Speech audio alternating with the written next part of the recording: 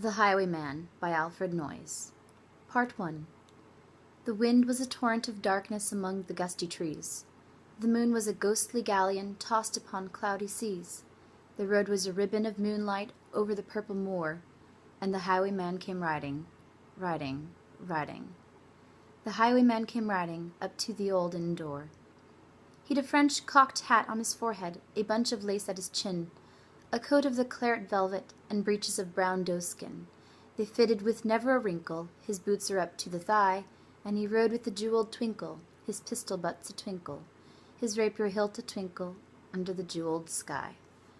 Over the cobbles he clattered and clashed in the dark inn yard. He tapped with his whip on the shutters, but all was locked and barred. He whistled a tune to the window, and who should be waiting there but the landlord's black-eyed daughter, Bess, the landlord's daughter, pleating a dark red love knot into her long black hair. And dark in the dark old inn-yard a stable wicket creaked, where Tim the ostler listened. His face was white and peaked.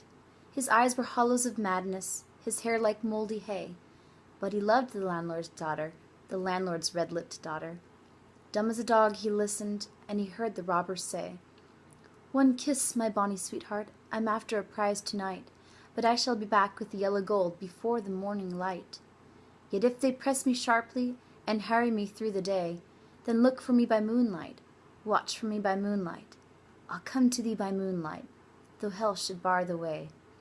He rose upright in the stirrups. He scarce could reach her hand, but she loosened her hair in the casement. His face burnt like a brand, as the black cascade of perfume came tumbling over his breast, and he kissed its waves in the moonlight, oh sweet black waves in the moonlight, and he tugged at his rein in the moonlight, and galloped away to the west. Part 2. He did not come in the dawning, he did not come at noon, and out of the tawny sunset before the rise of the moon, when the road was a gypsy's ribbon looping through the purple moor, a red-coat troop came marching, marching, marching. King George's men came marching up to the old inn door. They said no word to the landlord, they drank his ale instead, but they gagged his daughter and bound her to the foot of her narrow bed. Two of them knelt at her casement, with muskets at their side. There was death at every window, and hell at one dark window, for Bess could see, through her casement, the road that he would ride. They had tied her up to attention, with many a sniggering jest. They had bound a musket beside her, with the muzzle beneath her breast. "Now keep good watch," and they kissed her. She heard the doomed man say, "Look for me by moonlight, watch for me by moonlight. I'll come to thee by moonlight, though hell should bar the way." She twisted her hands behind her, but all the knots held good. She writhed her hands till her fingers were wet with sweat or blood. They stretched and strained in the darkness, and the hours crawled by like years, till now, on the stroke of midnight, cold on the stroke of midnight, the tip of one finger touched it. The trigger at least was hers. The tip of one finger touched it. She strove no more for the rest. Up she stood up to attention, with the muzzle beneath her breast.